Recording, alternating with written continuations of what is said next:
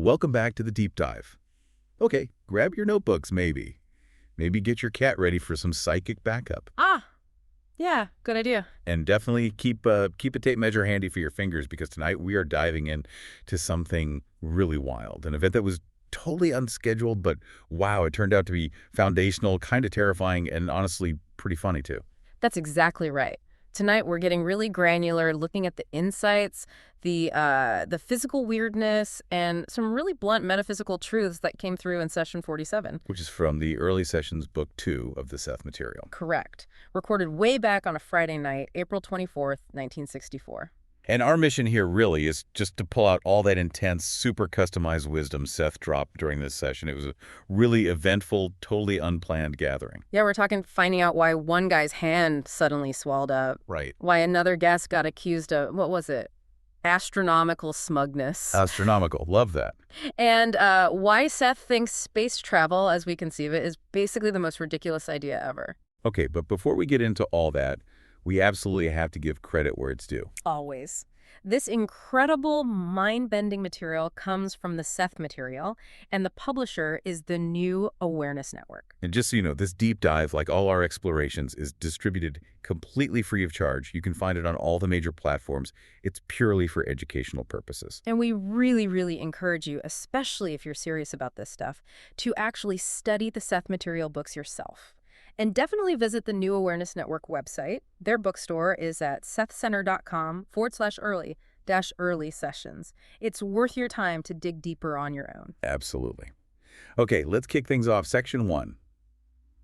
The strangest pregame show ever. That's a good way to put it. So let's unpack this Friday night. It's in Elmira, New York. Joseph and Jane, or Rupert, as Seth calls Jane, they're expecting a pretty relaxed evening, right? Yeah, they've got 2 guests coming over. Bill Macdonnel, who's been to sessions before. He knows the drill. And then there's this new guy, Jim Beckett. And the key thing here is his arrival seemed totally, accidental. He just kind of reappeared in their lives. Right. And Jim Beckett, he's described as a computer service technician, a ham radio operator, big sci-fi fan. He's the catalyst for this whole thing, isn't he? He absolutely is. And Joseph and Jane, the notes are really clear. They hadn't seen Jim in months. Not since he fixed their TV. Right. They genuinely lost touch.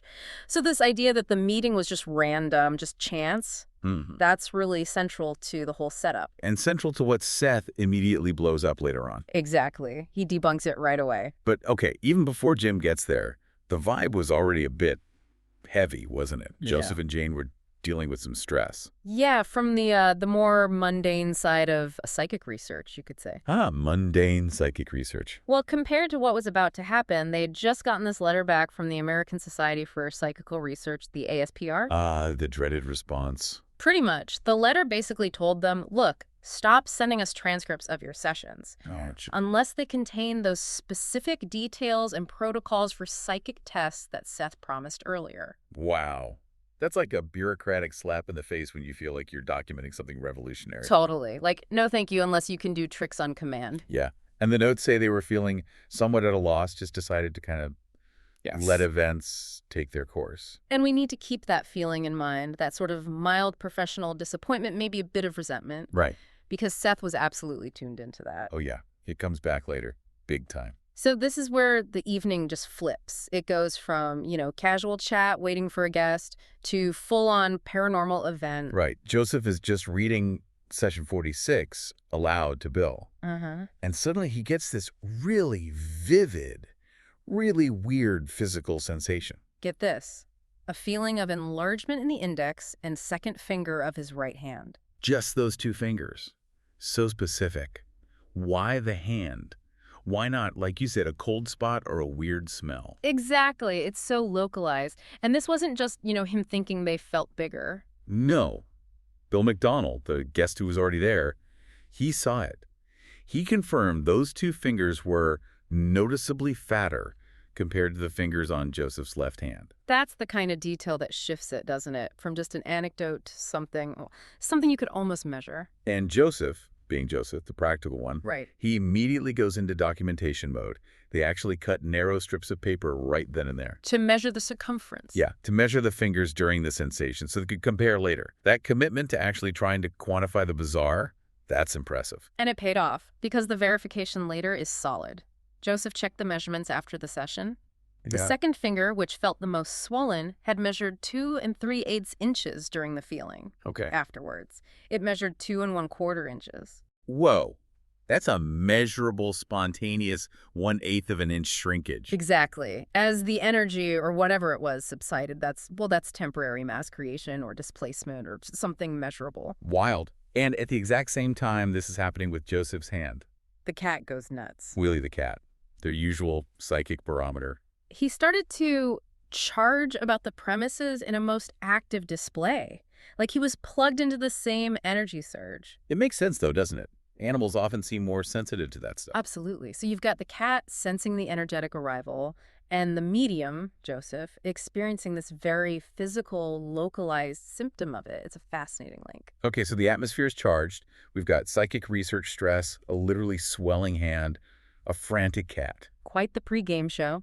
And then Joseph decides to show the guys, Jim, the new guest, and Bill 2 recent drawings he'd made. Right. These were visual records of visions he'd had. One was a head with brimming eyes. The other was a girl and a dog. And the reaction to these drawings becomes the next trigger, right? Immediately, Jim Beckett, the new guy, found the brimming eyes drawing very disturbing. Apparently, he mentioned it several times. And both Jim and Bill thought the other drawing, the girl and dog one, was quite gruesome. So these images, Joseph's visions turned into art, clearly hit a nerve, especially for the new guest. A very specific nerve, and that immediate, strong reaction is the perfect cue. Because Seth appears, abruptly. Jane starts pacing energetically, her voice gets strong, deeper. And he immediately addresses the drawings, that specific emotional trigger. Which brings us right into the cosmic roll call. Section 2. The cosmic roll call and Seth's sermon on smugness. Yeah, Seth just jumps right in, no preamble, announces he'd been listening to their whole conversation before the session even formally started. Eavesdropping from the fifth dimension. Pretty much. And right away, he reveals this huge, long-term plan, something that really elevates these sessions way beyond just, philosophical chats or proving psychic phenomena. Yeah, this goal is massive. He says, I will speak briefly so that you'll know that I am here. I've been listening to your discussions. And here's the key part. Before we are through, we will gather together a circle of acquaintances, all of whom we have known before. Wow. A circle of acquaintances. People they've known in past lives, presumably. That's the implication. He's talking about assembling a specific group, and he even gives it a timeline. He does. Yeah, he says this gathering will take 3 years at least. 3 years. And when they are all drawn together, their combined work will show unheard of results. Unheard of results. That puts a whole different spin on things, doesn't it? It's just Joseph and Jane aren't just conduits. They're like beacons. Yeah. Attracting specific souls for some high-level project. Exactly. It's a collaborative effort across time. Which brings us back to Jim Beckett's accidental arrival. Instantly debunked. Seth addresses Jim directly, makes it crystal clear that Jim did not merely happen to come upon your acquaintance. No accidents here. So his presence was orchestrated, in a sense, by deeper levels of reality. That's what Seth is saying. Yeah. And then he drops the entity name. Right. Roarck.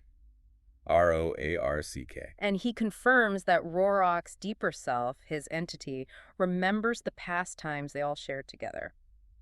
Talk about an icebreaker. Hi, Jim. Nice to meet you again. Your eternal name is Roarck, by the way, and yeah, we hung out 4,000 years ago. Huh. Yeah, pretty much puts the small talk in perspective, gives Jim immediate context, a sense of purpose for being there. And those drawings. Yeah. The ones that freak Jim out. Seth confirms it directly. They struck Jim so forcibly because they were connected to his entity, Roarck. Wow. So it perfectly ties together the physical stuff, the hand swelling, signaling Seth's imminent arrival, then the psychic trigger of the drawings hitting Roarrock specifically, and then the confirmation of his entity, identity, and past connections. It's all linked. Beautifully linked. But then the session takes a sharp turn. Oh. During the mid-session break, Jane gets this really strong feeling. She senses intense emotional heat coming from Seth. She just knows he's angry. And she guessed why, right? She did. She correctly figured it was about their attitude, Joseph and hers, concerning that ASPR letter. The smugness. Yeah. This is where it comes out. This is the moment of the famous cosmic smackdown. When the session resumes, Seth confirms Jane's feeling was spot on. He says he found their attitudes extremely smug. He doesn't want any punches, does he? Not at all. And he doesn't just call it smug, he defines the scale of the problem. Okay, what was the exact quote? It's a classic. He says, "While I am certainly not one given to humility, nevertheless, your smugness is truly astronomical." Astronomical smugness. You have to unpack that. Why was their attitude about the ASPR letter smug? They Yeah. basically just said, fine, if they don't want it, we don't care. Right. But it seems like it was maybe a defense mechanism, like hiding hurt feelings behind a shield of indifference. Yeah, like, we know something they don't, so who needs their approval anyway? A kind of spiritual superiority complex. That seems to be exactly what Seth was calling out. Not the fact that they had expanded knowledge, but that they were using it as a source of, like, entitlement or looking down on others still struggling. Okay, that makes sense. He hits them with another zinger. They are not idols automatically given cosmic knowledge. Right. And the crucial lesson, I think, which runs through all of the Seth material, is that getting this deeper awareness, it has to increase compassion. It can't be used to create some kind of spiritual pecking order. So don't treat struggling humanity as imbecilic, which was another phrase he used. Exactly. Even if, from their new perspective, it sometimes looked that way. The knowledge demands humility in its application. Wow. Heavy stuff. But then the advice gets really personal again, right? Yeah, right after the sermon, he turns to the guests with specific advice. For Roarck, that's Jim, he notes his aesthetic nature will actually serve him well. Yeah. But he needs to take to heart my little sermon on humility. Like, this applies especially to you, buddy. Huh. Okay. And what about Mark? That's Bill Macdonnel. Oh, the advice for Mark is classic Seth bluntness. He just says, Mark can forget it. His personality needs all the building up it can get. Wait, really? So one guy needs humility, the other needs more ego. Apparently. Yeah. It's such a personalized diagnosis, isn't it? And funny. One needs deflating, the other needs inflating. So Seth isn't pushing some one-size-fits-all standard of humility. He's looking at the specific psychological balance needed for each person right there. Precisely. Tailored advice based on deep understanding. Section 3, Roark's astrological history and the aesthetic trap. Let's dig into Roark's backstory now. Because the past life stuff Seth gives is fascinating, especially how it connects to Jim Beckett's actual job. Yeah, his current life as a computer service tech and electronics guy. Seth says those abilities weren't just random skills he picked up. Yeah. No, his technical know-how was developed through various previous existences that involved, experimentation, study, a long history of figuring things out. Okay, so it's like soul-level expertise bleeding through. Kind of. And Seth gives this quick glimpse into that history. He says Roarck was a priest 4,000 years ago. 4,000 years. Uh-huh. And he also had 4 lifetimes as a woman. 4 times? Yeah. 2 of those were as a priestess, and 1 was as a nun in the Middle Ages. Priest, priestess, nun. Uh-huh. That's a pattern, isn't it? It points towards a life or lives of really focused discipline. Yeah. Spiritual, maybe artistic? Exactly. High degree of focused spiritual and aesthetic discipline. Which brings us right to this term Seth uses, the aesthetic personality. Okay, what does Seth mean by that? The aesthetic personality. He defines it by its really deep, focused engagement with meaning, with beauty, maybe with ritual. Roark's past lives, Seth says, were marked by this really strong, undeviating purpose. Like single-minded focus. Yeah, a commitment to a craft or a spiritual path that was so. The words used are certain and severe that it allowed no room for levity or diversion. Wow, certain and severe. Sounds intense. So the trap here is that rigidity. That's exactly the trap. That kind of laser focus, it can lead to great creativity or spiritual achievement, sure. But Seth warns it can also lead to this kind of pride or maybe an intense self-seriousness Okay. that becomes psychically sterile or ingrown. Psychically sterile, what does that mean? Like cut off from life? Kind of. It's like the personality gets so focused on the goal, the perfect artwork, the spiritual purity, that it forgets to actually enjoy the process. It shuts out the messiness and spontaneity of life. Ah, okay. It misses the joy along the way because it's too focused on the destination. Exactly. And the paradox is, if you chase beauty or truth too rigidly, you actually close yourself off from the vital energy, the spontaneity, the natural joy where real creativity often comes from. So has Roarck or Jim gotten past that in this life? Seth says yes, somewhat. He observes that in this current existence, Roark's personality has opened up to a more considerable degree, which is good. He needs to keep developing that flexibility, that openness, to balance out the historical rigidity. Okay, that analysis, that history. Yeah. It unlocks the meaning of that drawing, doesn't it? The one that disturbed Jim so much? The composite picture. The one with the brimming eyes and the laughing entity. Yes. So the two parts represent the conflict within Roark's consciousness. Precisely. Seth explains the brimming eyes part represented his personalities, those past lives, the priest, the nun, the priestesses. The serious ones. Yes, the ones that were aesthetic, compassionate, and overwhelmed by the sheer difficulty and suffering of being on the physical plane. They were taking it all way too seriously. Okay. And the contrast. The laughing face. Get this. Jane, as she was dictating this part, was apparently laughing herself and actually pointing at Jim Beckett. No way. Yeah.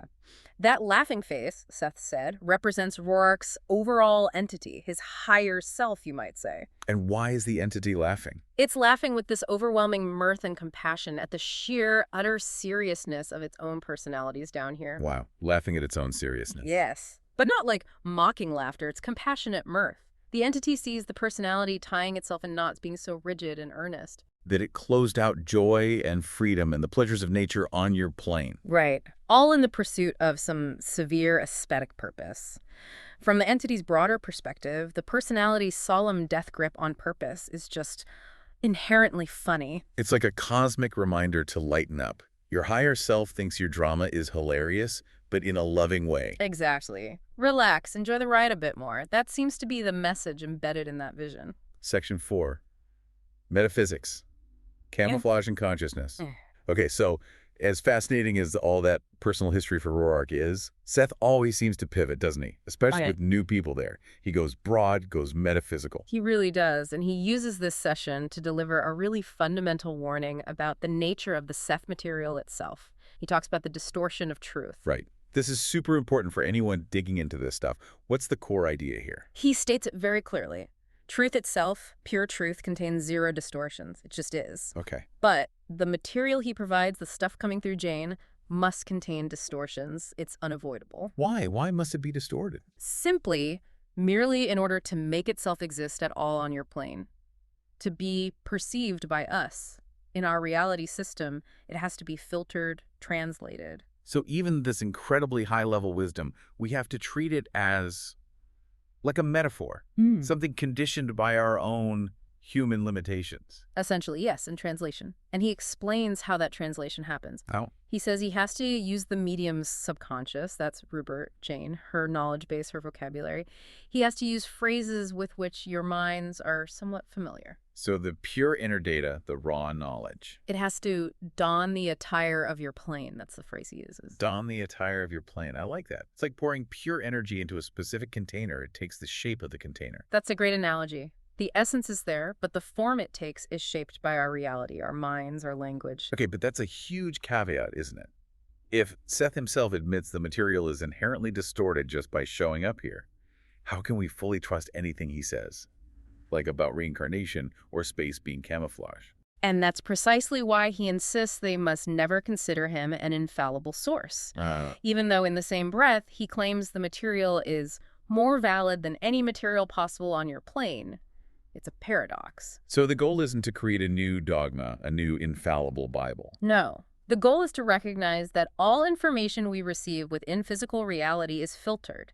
It comes through the camouflage attributes of this existence, as he puts it. Camouflage attributes, okay. And understanding that accepting that limitation is actually the antidote to the very astronomical smugness he just warned them about. It keeps you humble. That makes perfect sense. The warning itself is a tool. Okay, so this idea of camouflage attributes leads us straight into his really radical scientific ideas in this session. Yeah, the camouflage system of space and time. This is mind-bending stuff. He talks about expansion, right? Right. But not physical expansion. Right. He clarifies something he said earlier. The inner universe, the realm of consciousness, it does expand, but does not expand in space. So what expands then? Ideas expand, theories expand, plans, capabilities, potential, those things expand. Consciousness grows, but not by taking up more physical room. Because, and this is the core concept, space is merely a camouflage. Camouflage, what does that even mean? Like a deliberate illusion we all agree on. Pretty much.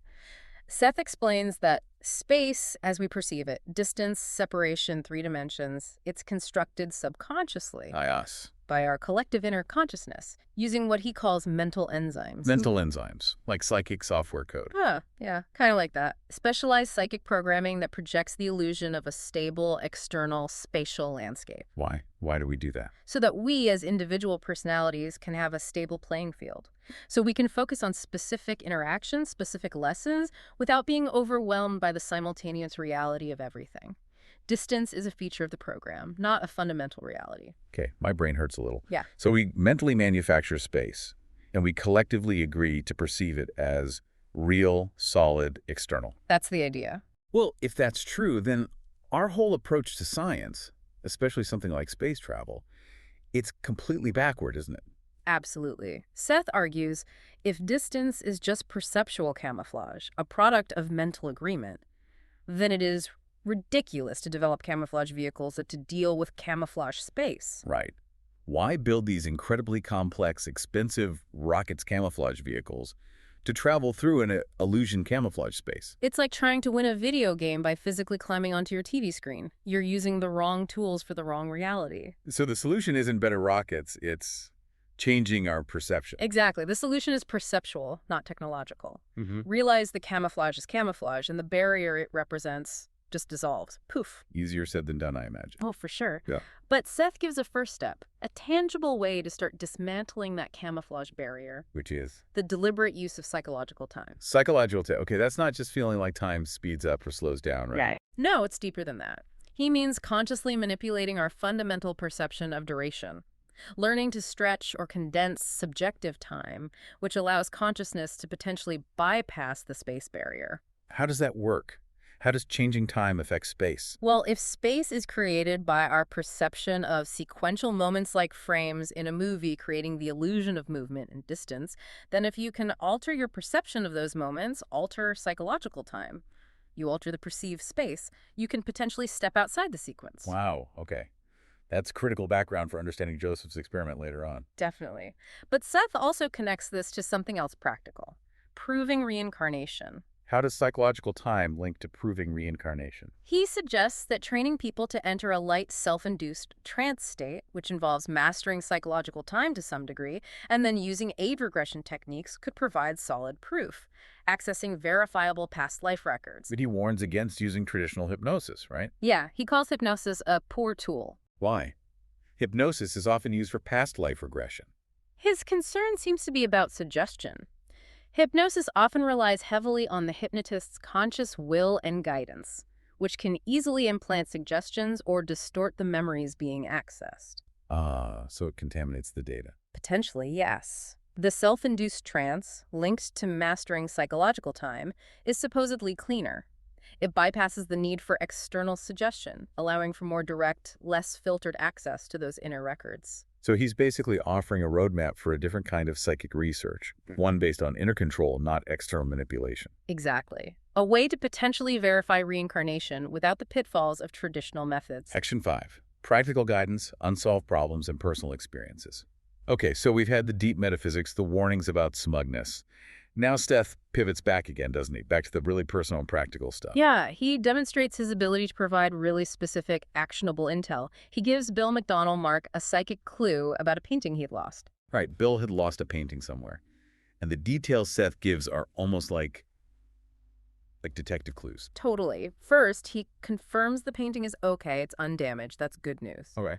Then, crucially, he says it was once between two walls. Between two walls, like hidden, or in a really narrow space. Yeah, so just temporary storage maybe, or maybe it fell behind something in a narrow passage. It narrows down the possibilities. And then he gives location details. Super specific details. He says it's near a large room, there's the sound of activity nearby, and get this, the color red is nearby, perhaps in linoleum. Red linoleum, that's sort of a specific sensory detail. It just screams institution, doesn't it? It really does, like a school, maybe a hospital, some kind of public building with that classic red linoleum flooring. And the notes say Bill immediately thought of schools, right? Yeah. He decided to start canvassing local schools based on those clues. Yeah, especially thinking about where the teacher, who presumably lost it or was involved, would be near that room. It shows the potential for verifiable practical application of this psychic information.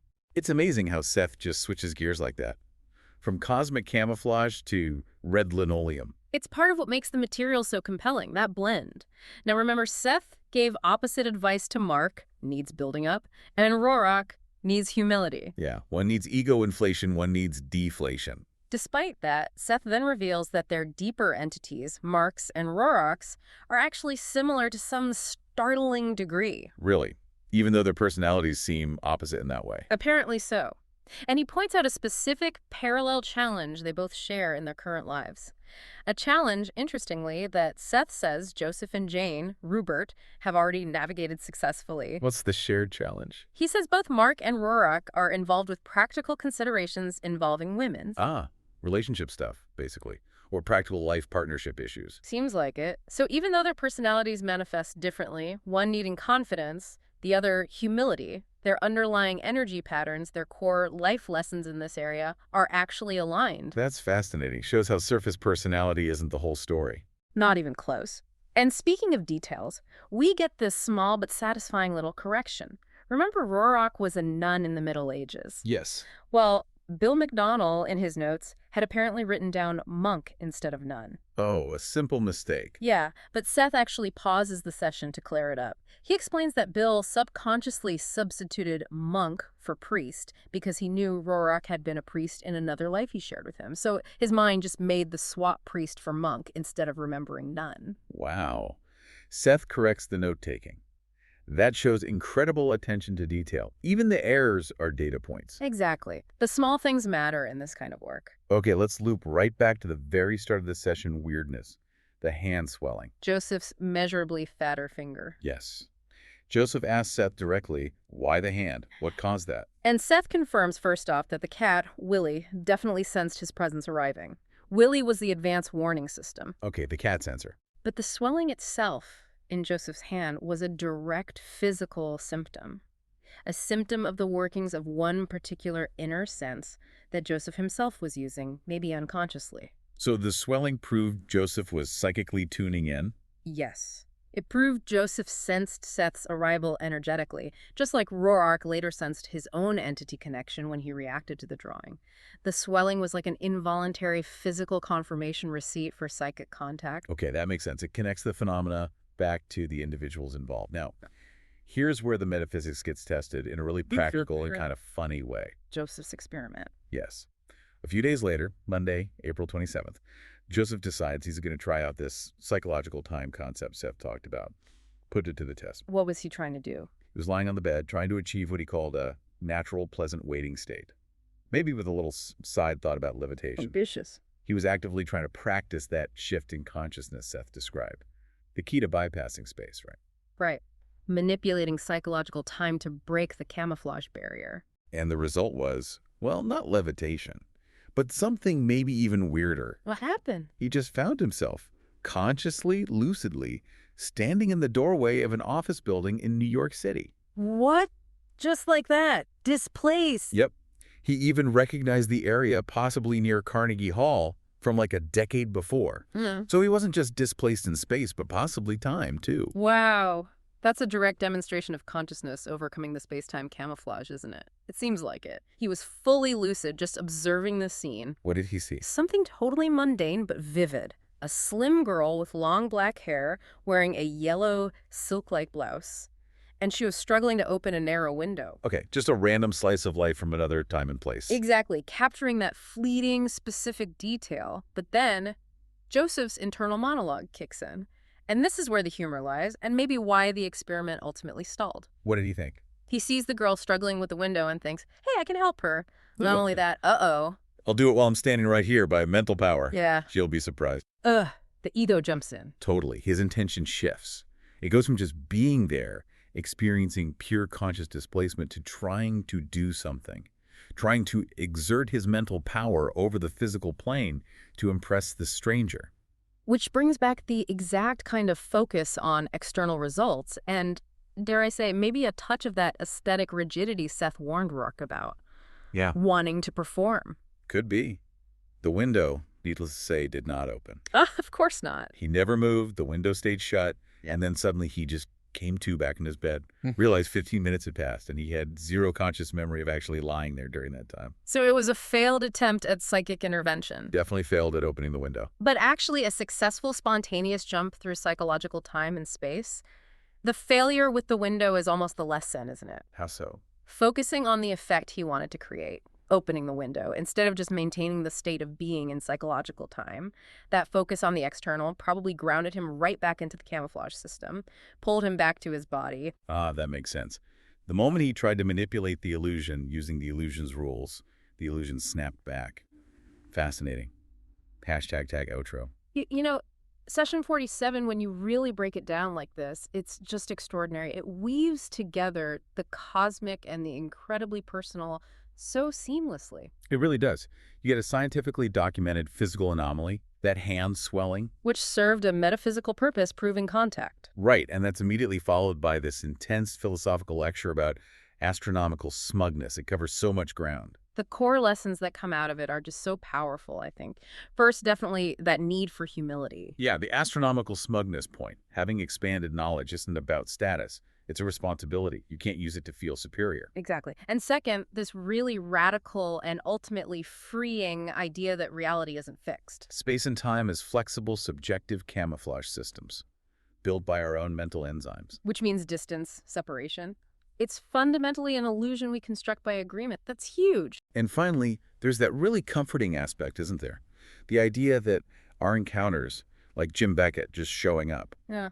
they're never really accidental. Right. We're constantly, purposefully drawing our old circles back together, meeting ancient friends across millennia to continue work we started long ago.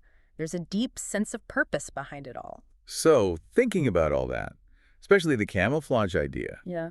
it leaves you with a pretty provocative thought, doesn't it? What are you thinking? Well, if real space travel, according to Seth, requires realizing that physical distance is just an illusion, then what about the barriers in our own lives? Oh, okay, like everyday barriers. Yeah, in your career, your relationships, your personal growth. What barriers feel totally solid, totally real, but might actually be just illusory forms of camouflage? Mental constructs. And are we trying to cross those illusory barriers with these ridiculously heavy vehicles like massive effort or rigid plans or constant anxiety? Exactly. Instead of maybe just realizing consciously that the barrier itself is only perceptual, that maybe we could just walk through it. That is definitely food for thought. What mental walls are just camouflage? Something for all of us to mull over. Thank you so much for joining us on this deep dive into the sheer weirdness and the profound wisdom of Session 47. It's been fascinating. And for anyone listening who wants to dig deeper into this incredible material, Please remember to check out the source. Visit the New Awareness Network website and their bookstore. The address again is sethcenter.com for the early sessions. definitely worth exploring further. Absolutely. We'll see you next time on The Deep Dive.